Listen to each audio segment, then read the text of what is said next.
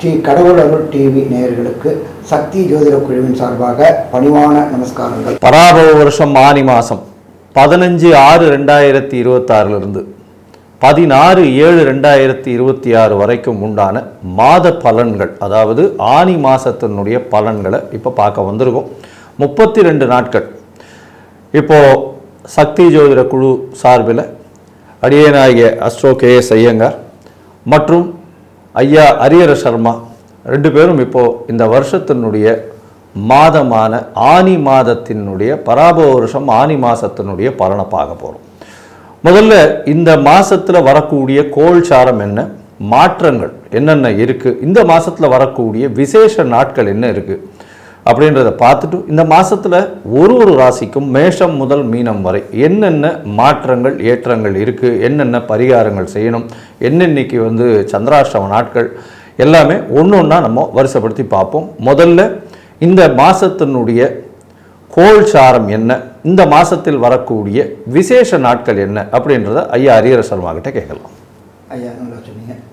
நிகழும் மங்களகரமான பராபவ வருஷம் ஆனி மாதம் அப்படின்னாக்க காலபுருஷ தத்துவத்தின் 3வது ராசியான மிதுனத்தில் சூரியன் வரக்கூடிய மாதம் அப்படின்றது ஆனி மாதம்.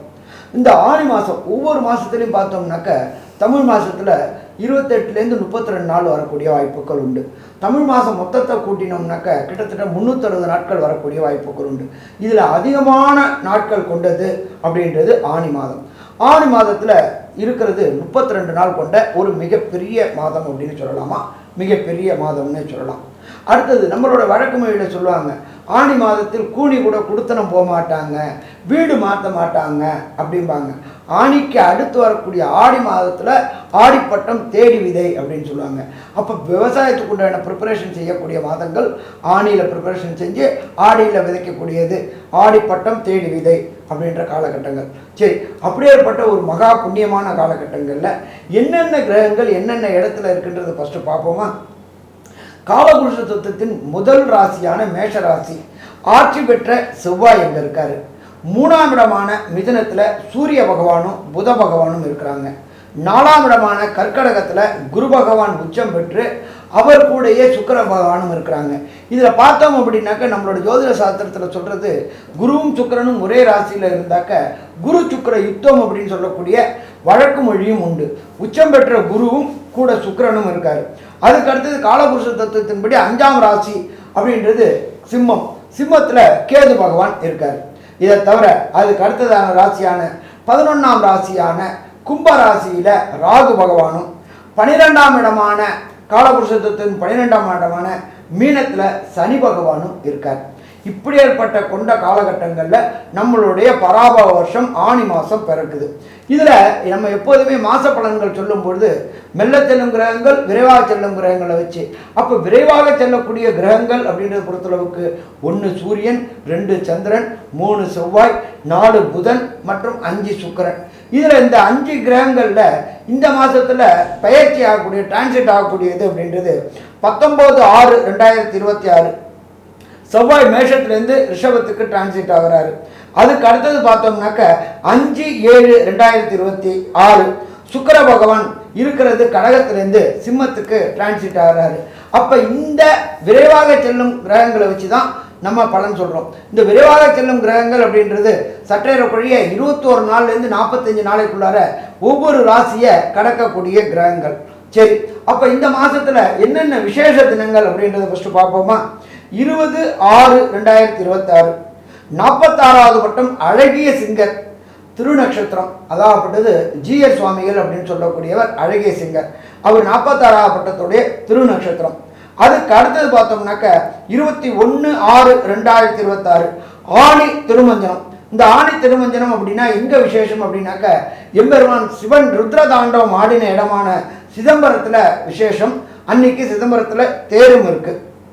அதுக்கு அடுத்தது பார்த்தோம்னாக்க 27/6/2027 சனி பிரதோஷம். சனி பிரதோஷம் அப்படின்னாக்க 1000 பிரதோஷத்தை பார்த்ததுக்கு ஈக்குவல், 1000 பிரதோஷத்தை கலந்துக்கிட்டதுக்கு ஈக்குவல் அப்படின்னு சொல்லக்கூடியது மிக பரம உன்னதமான சனி பிரதோஷம். அதுக்கு அடுத்தது பார்த்தோம்னாக்க 11/7/2026 கூர்ம ஜெயந்தி. அதுக்கு அடுத்தது பார்த்தோம்னாக்க 28/6 சேஷ்டா நட்சத்திரம், அதாவது கேட்ட நட்சத்திரம் திருமஞ்சனம் பண்ணக்கூடிய கேட்ட நட்சத்திரத்துக்கு விசேஷமானது சிதம்பரத்தில் இது பண்ணக்கூடியது. அதுக்கு அடுத்தது 29/6 ஆணி மூலமும் அன்னைக்கு தான் வருது, பௌர்ணமி தினமும் அன்னைக்கு தான் வருது. இப்படி ஏற்பட்ட பரம பவித்திரமான மிக விசேஷமான நாளில் இந்த ஆணி மாதம் பிறக்குது. இந்த ஆணி மாதத்தில் ஒவ்வொரு ராசிக்கும் என்னென்ன நற்பலன்கள் என்னென்ன கெடுபலன்கள் அப்படின்றத பார்ப்போமா? அன்பார்ந்த கடகராசி என்பர்களே, இந்த ஆணி மாதம் எப்படி இருக்குன்னு உங்களுக்கு பார்க்கலாமா? ஆணி மாதத்தில் உங்களுடைய ராசியிலேயே தனக்காரகனான குரு பகவான் உச்சம் பெற்றிருக்காரு. நம்மளுடைய ஜோதிட சாஸ்திரத்தில் சொல்லியிருக்கிற என்னது அப்படின்னு கேட்டிங்கனாக்க, குரு எந்த இடத்துல நிற்கிறாரோ அங்கே பலப்படுத்துவார் அப்படின்றது ஜோதிட சாஸ்திரத்தில் சொல்லியிருக்கு. அங்கே பார்த்தோம்னாக்க குரு பகவான் உச்சம் பெற்றிருக்கிறாரு. அப்போ இந்த கடகராசி என்பவர்களுக்கு இந்த ஆணி மாதத்தில் அதி அற்புதமான நிகழ்வுகள் நிகழக்கூடிய வாய்ப்புகள் உண்டாகும். சரி, அதுக்கு அடுத்தது பார்த்தோம்னாக்க கூடவே சுக்கிரனும் இருக்காரு. சுக்கிரன் எது வரலும் இருக்காரு? 5/7/2026 வரலும். 5/7/2026 அப்புறம் சுக்கிர பகவான் சிம்மத்துக்கு மாறுறாரு. ஏற்கனவே 2ஆம் இடத்துல கேதுவும் சுக்கிரனும் இருக்காதனால குடும்பம் அமையாதவர்களுக்கு குடும்பம் அமையக்கூடிய வாய்ப்புகள் உண்டு. என்ன சாமி 2ல் கேதுவும் சுக்கிரனும் இருக்காரு, நீங்கள் பாட்டு குடும்பம் அமையும் அப்படின்றீங்களே. பிரகஸ்பதியான குரு உச்சம் பெற்று சப்தம பார்வையாக ராசிக்கு 7ஆம் இடத்தை பார்க்கறது விசேஷம், ராசிக்கு 9ஆம் இடத்தை பார்க்கறது விசேஷம், ராசிக்கு 5ஆம் இடத்தை பார்க்கறது விசேஷம்.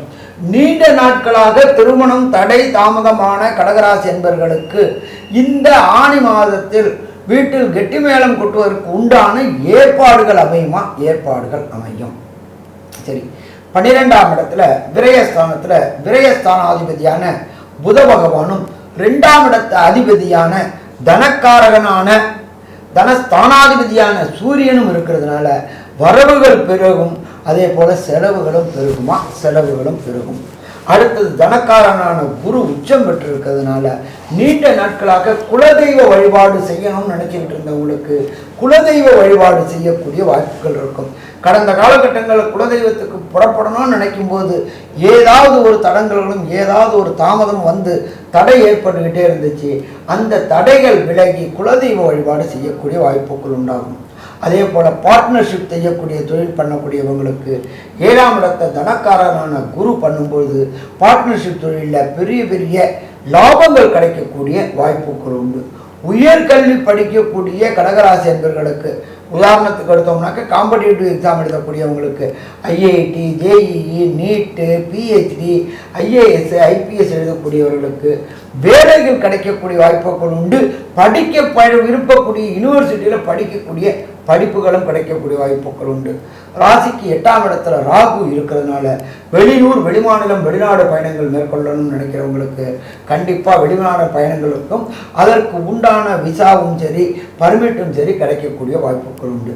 ஸோ மொத்தத்தில் பார்த்தோம் அப்படின்னா இந்த கடகராசி என்பவர்களுக்கு இந்த ஆணி மாதம் ஏற்றமான மாதம்னு சொல்லலாம். இதில் நாம் எப்போதுமே பலன்கள் சொல்லும்பொழுது விரைவாக செல்லக்கூடிய கிரகங்களை வச்சு சொல்லுவோம். விரைவாக செல்லக்கூடிய செவ்வாய் என்ன பண்ணுவார், அதே போல் சுக்கிரன் என்ன பண்ணுவார் அப்படின்றத பற்றி நம்ம கேஎஸ் ஐயங்காரவங்க சொல்லுவாங்க. ஐயா, அற்புதமாக சொன்னீங்க. உங்களுடைய இந்த கடக ராசியை பொறுத்தவரையிலும் கடக ராசிக்கு மிகப்பெரிய யோகர்னு சொல்லக்கூடியவர், அதாவது கடக ராசியின் 5/10 அதிபதி, ஒரு திரிகோண கேந்திரத்தின் அதிபதினு சொல்லக்கூடியவர் செவ்வாய். இவ்வளவு நாளாக கடகராசிக்காரர்களுக்கு தன்னுடைய ஆளுமை 10ஆம் இடத்துல இருந்து திக்பலம் பெற்று செவ்வாய் பகவான் மிகப்பெரிய ஆற்றலை கொடுத்து மிகப்பெரிய ஏற்றத்தை கொடுத்து கொண்டு இருக்கக்கூடிய காலகட்டம். இப்போ பார்த்தீங்கன்னா 11ஆம் இடத்துக்கு போகிறார். எப்போது? 19/6/2026 அன்றைக்கி 11ஆம் இடத்துக்கு போகிறார். 10ஆம் இடத்துல இருக்கிறவர்களும் ரியல் எஸ்டேட் தொழில், அரசியல் வட்டாரங்கள், அரசாங்க பணிகள், அது தவிர வேளாண் பணிகள், இதில் எல்லாத்திலேயுமே செவ்வாய் சம்பந்தப்பட்ட எல்லா விதமான நிலம், போக்குவரத்து, தான் என்ற ஒரு கம்பீரம், இது எல்லாத்திலையுமே உங்களுக்கு பெரிய ஏற்றத்தை கொடுத்துருப்பார். ஏன்னா குருவும் உங்களுடைய ராசியில் உச்சம் பெற்று 10ஆம் இடத்துல செவ்வாய் திக்பலம் பெற்று இருக்கக்கூடிய காலகட்டம் கேட்கவே வேண்டாம். நல்ல ஒரு அதிகாரம் எல்லாமே வரக்கூடிய வாய்ப்புகள் உண்டு. இப்போ உங்களுடைய ராசிக்கு 11ஆம் இடத்துல போகிறார். 11ஆம் இடத்துல போகிறதுன்றது லாபஸ்தானத்துக்கு போகிறார். லாபஸ்தானத்துக்கு போகிறதன் மூலியமாக உங்களுக்கு தொழிலில் நல்ல ஒரு லாபம் இருக்கும். அது தவிர ரியல் எஸ்டேட்லலாம் பெரிய ஏற்றம் இருக்கக்கூடிய காலகட்டம். இருந்தாலும் சில சிக்கல்கள் வரக்கூடிய வாய்ப்புகள் உண்டு. மூத்த சகோதர சகோதரிகளோட அந்த அளவு இணக்கம் இருக்கக்கூடிய வாய்ப்புகள் இல்லை. 11ஆம் அதிபதியும் 4ஆம் அதிபதியுமான சுக்கிரன் உங்களுடைய ராசியில் இருக்கிறது பெரிய ஏற்றத்தை கொடுக்கக்கூடியது. இதன் மூலியமாக சுகங்கள் அதிகமாக இருந்தாலும் குருவோடு சேர்ந்த சுக்கிரன் அந்த அளவு வெளிப்படுத்தக்கூடிய வாய்ப்புகள் இல்லை. தேவையற்ற விஷயங்களில் உங்களுக்கு பேச்சுக்கள் மூலியமாக பிரச்சனைகள் வரக்கூடிய வாய்ப்புகள் உண்டு. இந்த காலகட்டத்தில் ஜாகிரதையாக பேசாமல் இருக்கிறது ரொம்ப நல்லது. அதாவது யாகாவாராயினும் நாகாக்கன்னு சொல்கிற மாதிரி பேசாமல் இருக்கிறது ரொம்பவும் நல்லது. ஒருவேளை பேச வேண்டிய கட்டாயம் ஏற்பட்டால் சொற்ப வார்த்தைகள் பேசுவதன் மூலியமாக பிரச்சனைகள் பெருமளவு தவிர்க்கப்படும். அதனால் பேச்சில் ரொம்ப கவனமாக இருங்க. நீங்கள் பேசக்கூடியதை தவறாக புரிந்து கொள்ளக்கூடிய வாய்ப்பு உண்டு. ஏன்னா 2ஆம் இடத்துல இருக்கக்கூடிய கேது நீங்கள் நல்லது நினச்சே சொல்லுவீங்க, ஆனால் அதை எடுத்துக்கூட ஐயா நல்லா இருக்கீங்களா அப்படின்னு நான் வந்து இந்த சீக்கா படுத்துட்டு இருந்தேன்னு உங்கள்கிட்ட யார் வந்து சொன்னாங்கன்னு கேட்பாங்க. அந்த மாதிரி நல்லா இருக்கீங்களான்னு கேட்டதுக்கு நல்லா இருக்கேன்னு சொல்லலாம். அதை எடுத்துக்கிறவங்க என்ன பண்ணுவாங்க, நான் ஏதோ ஒரு மாதம் வந்து ஆஸ்பத்திரியில் படுத்திருந்தா மாதிரியும் அதனால் வந்து இவர் வந்து கேட்குற மாதிரியும் நினச்சிக்கிட்டு நீங்கள் நல்லா இருக்கீங்களான்னு கேட்டதுக்கே உடனே நான் ஆஸ்பத்திரிக்கெல்லாம் போய் படுக்கலையே அப்படி பேசுவாங்க. அதனால் எடுத்துக்கொள்ளக்கூடிய விஷயம் பார்த்தீங்களே ஆனால் அவர்களுக்கு நிச்சயமாக தவறாக எடுத்துக்கொள்ளக்கூடிய வாய்ப்புகள் உண்டு. அதனால் பேசும்போது ரொம்ப ஜாகிரதையாக இருங்க. இந்த காலகட்டத்தில் பார்த்தீங்கன்னா 11ஆம் இடத்துல வந்து உங்களுடைய ராசிக்கு 11ஆம் இடத்துல செவ்வாய் வர்றது பெரிய விசேஷம். வெளிநாடு போய் படிக்கக்கூடிய பாக்கியங்கள் இந்த காலகட்டத்தில் நிச்சயமாக கிடைக்கும். வெளிநாடு போய் படிக்கணும்னு நினச்சிங்கன்னா நிச்சயமாக கிடைக்கக்கூடிய வாய்ப்பு, சிறு சிறு தடங்களோடு நல்ல ஒரு ஏற்றம் இருக்கக்கூடிய வாய்ப்பு நிச்சயமாக உண்டு. எதிர்பாலனத்தவரோட நல்ல ஒரு இணக்கம் இருக்கும். ஏன்னா சப்தமாதிபதி பொதுவாகவே கடகசிம்ம ராசிகளுக்கு பார்ட்னர்ன்றது அமைகிறது ரொம்ப கஷ்டம். அந்த கஷ்டத்தில் பார்த்தோன்னா இப்போ 9ஆம் இடத்துல போய் குருவால் பார்க்கப்படுறதுனால நிச்சயமாக எதிர்பாலனத்தவர் மூலியமாகவும் பார்ட்னர்ஷிப்லேயும் நல்ல ஒரு ஏற்றம், நிச்சயமான மாற்றங்கள், நல்ல ஒரு அண்டர்ஸ்டாண்டிங்கில் போகக்கூடிய வாய்ப்பும், எடுத்த விஷயங்களில் நல்ல ஒரு ஏற்றம் இருக்கும். அதுவும் பூச நட்சத்திரத்தில் இருக்கிறவங்களுக்கு நல்ல ஒரு மாற்றங்கள் இருக்கக்கூடிய வாய்ப்புகள் இந்த காலகட்டத்தில் உண்டு. இப்போ பார்த்தீங்கன்னா உங்களுடைய ராசிக்கு சில நாட்கள் அதாவது முயற்சிகளில் தள்ளி வைக்கணும்னு சொல்லுவோம். அந்த சில நாட்கள் என்னென்ன அப்படின்றத பார்க்கணும். அந்த சில நாட்கள் சந்திராஷ்டம நாட்கள்னு சொல்லணும். இந்த சந்திராஷ்டம நாட்கள் தவிர உங்களுடைய தசாபுக்தி அந்தரம் சூக்ஷ்மம் அந்த அளவுக்கு விசேஷத்தை கொடுக்கல அப்படின்னா எந்த கோவிலுக்கு போகலாம், என்ன எளிய பரிகாரங்கள் செய்யலாம் இந்த கடகராசிக்காரர்களுக்கு அப்படின்றத ஐயா கிட்ட கேட்போம். ஐயா நல்லா அருமையாக சொன்னீங்க.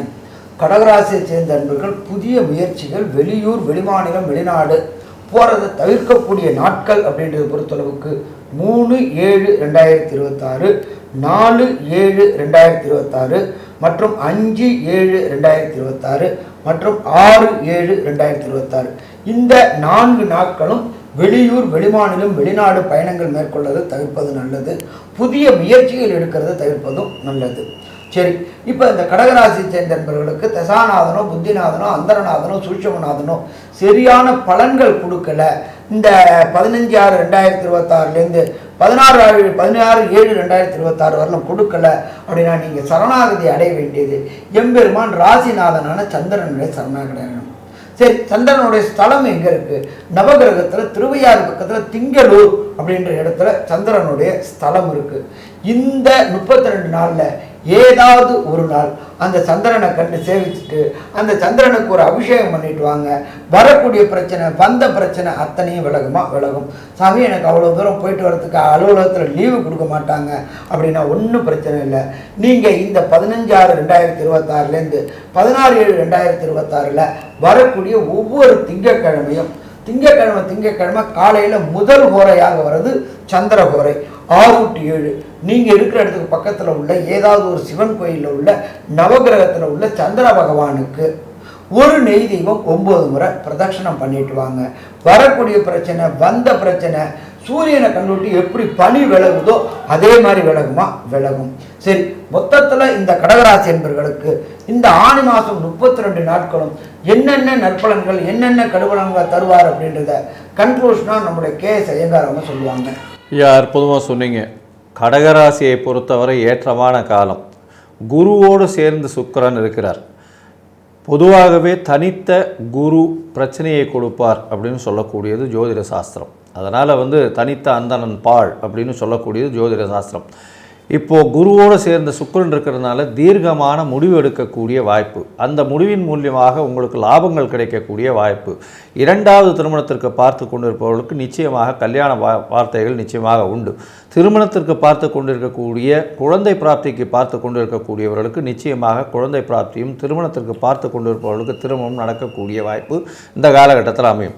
குடும்பத்தில் நல்ல ஒரு சந்தோஷம் நிகழக்கூடிய வாய்ப்பு. பணவரவிற்கு பஞ்சம் இருக்காது. பேச்சில் ரொம்ப கவனமாக இருக்கணும். உங்களுடைய ராசிக்கு பார்த்தீங்கன்னா செலவுகள் கொஞ்சம் அதிகமாகும். அதாவது ஷேர் மார்க்கெட் அந்த மாதிரியான விஷயங்களில் போடுறது அதிகமான செலவை கொடுக்கும், லாஸ் கொஞ்சம் காட்டக்கூடிய வாய்ப்புகள் இந்த காலகட்டத்தில் உண்டு. பேச்சில் மிகவும் கவனமாக இருக்கிறது ரொம்பவும் நல்லது. ரியல் எஸ்டேட் தொழிலில் இருக்கிறவங்களுக்கு நல்ல ஒரு ஏற்றம், வேளாண் தொழிலில் இருக்கிறவங்களுக்கு, அதை தவிர பால் தொழிலில் இருக்கிறவங்களுக்கு, அதை தவிர தண்ணீர் சம்பந்தப்பட்ட தொழில், இந்த கோகனட்னு சொல்லக்கூடிய தேங்காய் வியாபாரத்தில் இருக்கிறவங்களுக்கெல்லாம் பெரிய மாற்றங்கள் ஏற்படக்கூடிய வாய்ப்புகள் உண்டு. குழந்தை பிராப்தி ஏற்படக்கூடிய பாக்கியம் உண்டு. புதுசாக உங்களுக்கு பதவி, புகழ், அந்தஸ்து, கௌரவம் வரக்கூடிய காலகட்டமாக இந்த காலகட்டம் அமைய போகிறது. உங்களுடைய ராசிக்கு பார்த்தீங்கன்னா திருமண யோகம் வந்தாச்சு. திருமணம் நிச்சயமாக ஃபிக்ஸ் ஆகக்கூடிய வாய்ப்புகள் உண்டு. வெளிநாடு போய் படிக்கக்கூடிய பாக்கியங்கள் இந்த காலகட்டத்தில் அமைய போகிறது. தூக்கங்கள் சற்று கெடக்கூடிய வாய்ப்பு. 12ஆம் இடத்துல சூரியன் இருக்கிறதுனால செலவுகள் கொஞ்சம் அதிகமாக இருக்கும். சுப செலவுகளாக இருக்கக்கூடிய வாய்ப்பு. மூத்த சகோதர சகோதரிகள் மூலியமாக நல்ல ஒரு ஏற்றமான செய்தி, சந்தோஷமான செய்தி கிடைக்கும். தாயின் உடல்நிலையில் நல்ல ஒரு ஏற்றம் இருக்கும். தந்தையின் உடல்நிலையில் சற்று பின்னடைவு இருக்கக்கூடிய வாய்ப்புகள் உண்டு. மொத்தத்தில் பார்க்கும் பொழுது இந்த கடகராசிக்காரர்களுக்கு இந்த 32 நாட்கள் 95 விழுக்காடுகள் மாற்றம் கிடைக்கக்கூடிய வாய்ப்புகள் இந்த காலகட்டத்தில் இருக்கும் அப்படின்னு சக்தி ஜோதிட குழு சொல்லுது. நன்றி, நமஸ்காரம். கடவுள் அருள் டிவியை பார்த்தமைக்க நன்றிகள். மேலும் இது போன்ற தகவல்களை தெரிந்து கொள்ள கடவுள் அருள் டிவியை சப்ஸ்கிரைப் செய்யுங்கள். மறக்காமல் பெல் ஐக்கானை கிளிக் செய்யுங்கள்.